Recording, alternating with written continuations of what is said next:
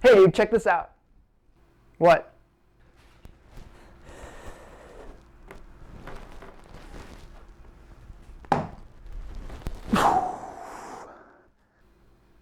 That's nothing. I can do that. What are you talking about? You're some skinny distance runner. You don't have abs. Bet.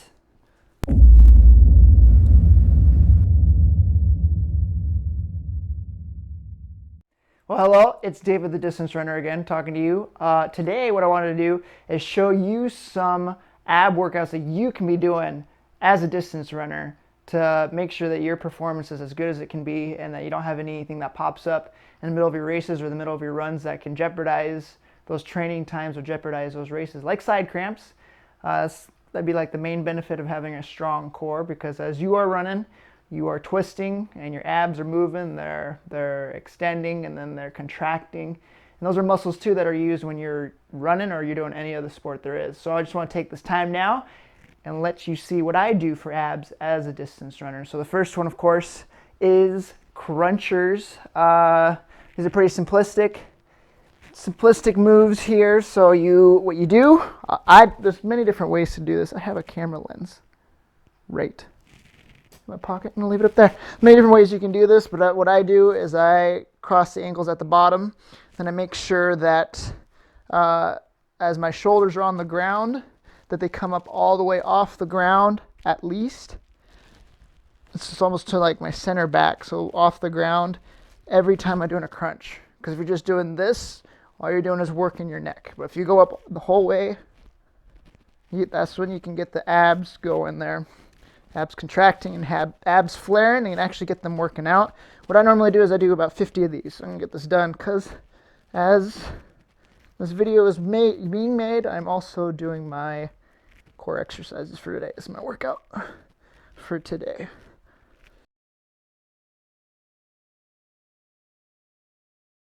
Okay, and the next workout that I do is similar to crunchers, where I have the ankles twisted, or ankles one over the other again. But this time, instead of going straight up, what I'm doing like knee touches almost, where you're taking the opposite elbow and going to the other knee. So not this knee right there, but the opposite knee. So this causes a twist. This causes a twist in your abs right here. And it's working more of those sides of the abs, where crunchers are working more of the center of the abs there. So you're hitting every part of the ab. What I do is I usually count 1, 2, 1, 4, 1, 6. And again, you're getting that shoulder blade, making sure it's getting off the ground. And the best way to do this, just make sure this elbow touches the opposite knee. And you'll know that you are activating the core like you should be. But I go that. And so I count to 50 again, working each side. All right, and the next workout that I tend to do, there goes my little sound recorder, but that I tend to do right after that is I go off onto my sides. I put the knees together like this right here, and then I'll switch over to this camera right there. And so at first, to get started, you're facing the side, but then what you do is you take the back shoulder and you point it. So, I mean, you don't want to twist too much because you'll hurt yourself, but you'll be almost facing, taking the chest and facing straight up. And then you're going to go like this, and you're just going to do a cruncher.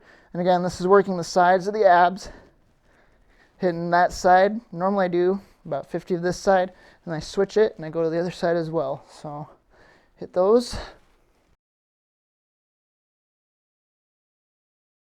And of course, I just switch. I face the other way, hit the other side of the abs, and go again. And the next one that I do, I'm going to scoot for the back, although I know I'm on film for this camera, is simply just leg lifts. Now the key to these can be kind of tough, but you want to try to keep your legs straight. And you don't want to, for this one, you don't want to make the legs like go all the way up there. If you are going, you should be keeping the feet so that they're maybe a foot off the ground. Because if you're up here, you're not activating the abs as much. It kind of, the resistance kind of goes further down than from your abs. But if you're keeping it about a foot off the ground, that the abs are activated the whole time there. And so that's why you want to do that. What I normally do is I do hands under my butt, and I do 30 of those, and then I do 20 more after that. I move the hands out and get to 50. these are a good little workout there. So just get it going. You don't want to lift the feet too much. You don't have to have your head raised either. I will once I move my hands out because there's a lot of strain on your neck if you don't.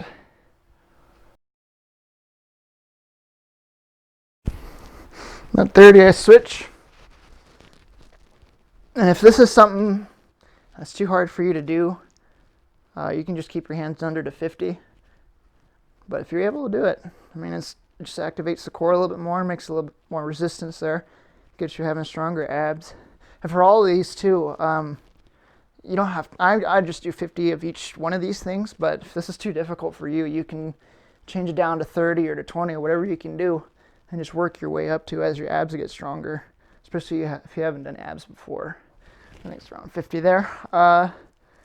And then for like the quick portion of this, I'll show you guys a couple more abs that you can do ab sets, but for the quick portion, you could finish off with, I call them squigglies because that's what we called them in high school, where I went to high school, but a lot of people are more commonly known as Russian twists. And what you do there is just, you're making your body be at a V, and then you're doing twists. You want to make sure that your elbows are pretty much hitting the ground every twist.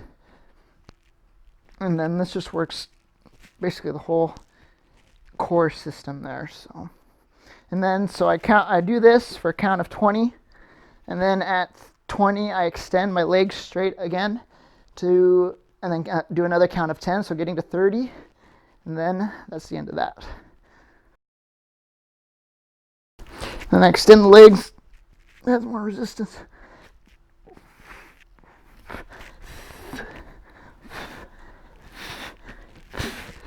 Ooh, that's burning.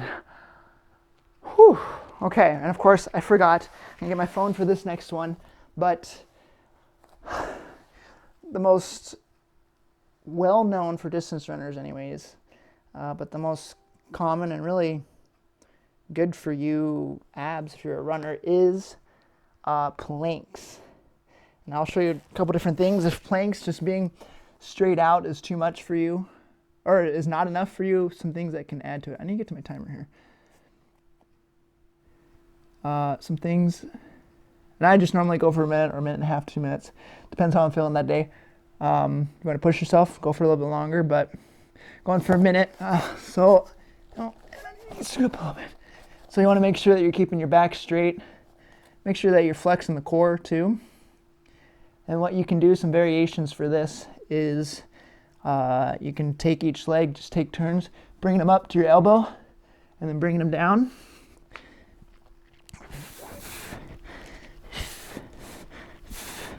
Or you can do leg raisers again this way. So you just bring them up, bring them down, and just switch. And these just make it a little bit tougher for you in case these are not advanced enough for you.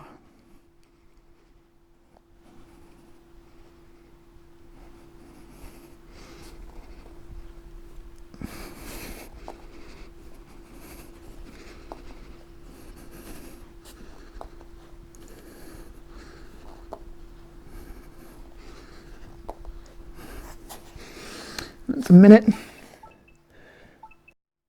Okay, so that's, those are just a quick little set. That'll take you maybe 15 minutes to get those abs done.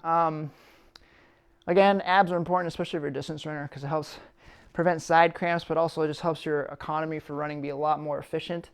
If your muscles are used to doing movement, if they're in shape, or if they're the way they're supposed to be, if you've been training correctly, how many wordings can I bring up? But if you're doing them right, and then you have a strong core, it just makes you a lot more efficient when it comes to your form for running. It helps prevent side cramps, and it helps, really in the end, it helps you just save energy because you're not twisting and having a weak core that you're having to work even harder to get each stride going there. So if you do these like 3 times a week, if you can get into the habit of doing that, these will get your abs burning.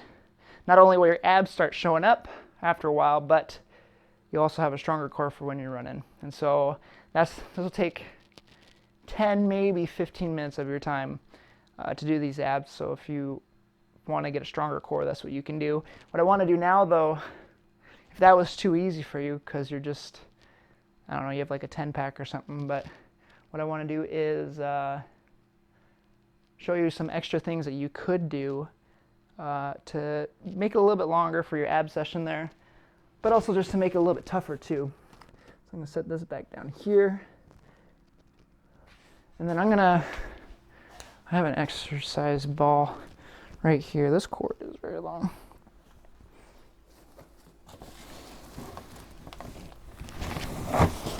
So first thing is V-ups.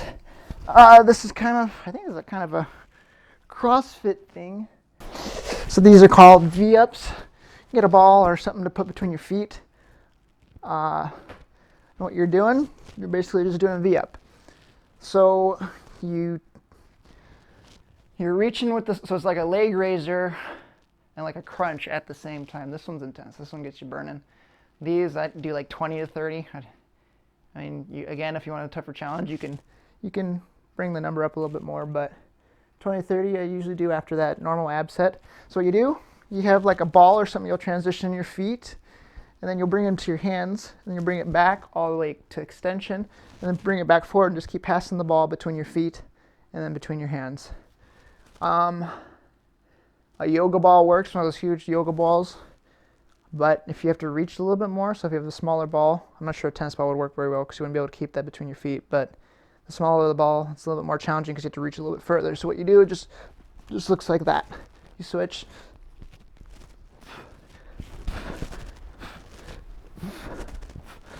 Again, 20 to 30 of these.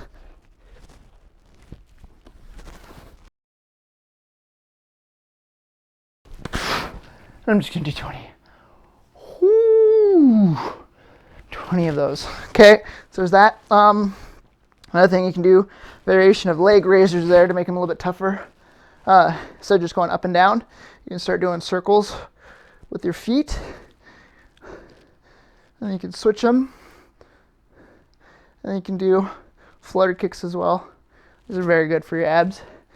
Or, like I explained earlier, I move my hands out for my abs. One of the things I'll do there after I do that, instead of going up and down, is I'll bring the knees to the chest for leg raisers. So you go like this,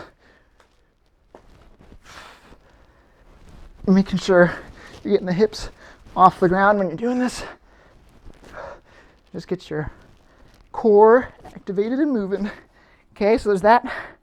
And then I'll show you two other things here. I'll get the GoPro. Let's see how this looks here.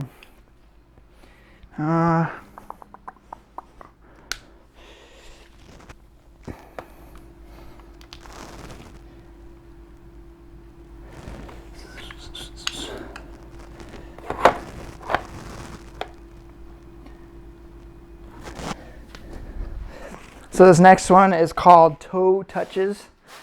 This is a CrossFit ab thing. These are strings for my cat.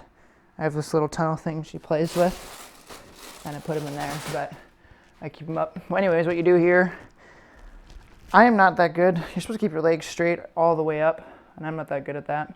I try to do my best though. But what you do is just you're hanging, and then I also don't have space to keep my legs all the way straight. And then you go up and just touch your toes to the top there.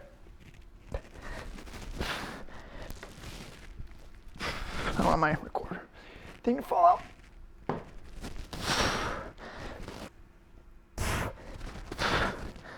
And yeah, I usually do 10 of those. I'm just gonna do 5 for today because I'm afraid this little thing's gonna fall in my pocket. So you do that there, and then the next 2 things that I do here, going back into my little workout room.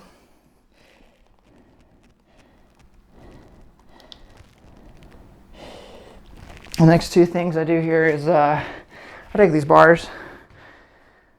The first thing I do is I do knees to chest. So kind of like when you're on the ground, it should be vertical. Gives you a little bit more resistance. So knees to chest, full extended. I'll do like 20 of these normally. I'm just gonna do 10 today though.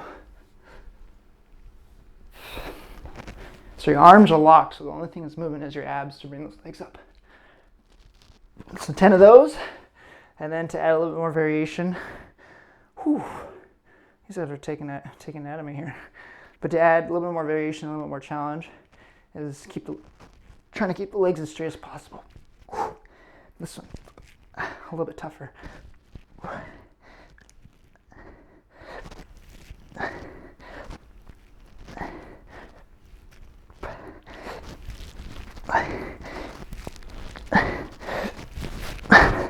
And yeah, so get those abs done. They're important for a distance runner. Whether you're a newbie, whether you're someone that just runs to stay in shape, whether you run for fun, if you run competitively, everybody should just be doing abs. It'll make the runs a little bit easier for you. It'll help things like side cramps not pop up in the middle of your training runs or your races that can ruin those things too, ruin those training times or those races. But I'm on a little break from distance running for a week and a half before I pick up winter training here after my half marathon finishing, so that's why I'm a little out of breath. But it was a good little ab session, 3 times a week at least. That's what I encourage everybody to do, 3 times a week. If you're doing them 2 times, it's not really worth it. 1 time, what's the point? 3 times at least. You want to be doing them especially after speed days, but you can be doing them pretty much any day. I wouldn't do them the day before a race. I'd save your abs there for the race day. Other than that, just get them done. Get a strong core. You know, everybody kind of wants those abs just for the looks, but it's good. It helps your running economy. So get them done. But yeah, thanks for watching. See you in the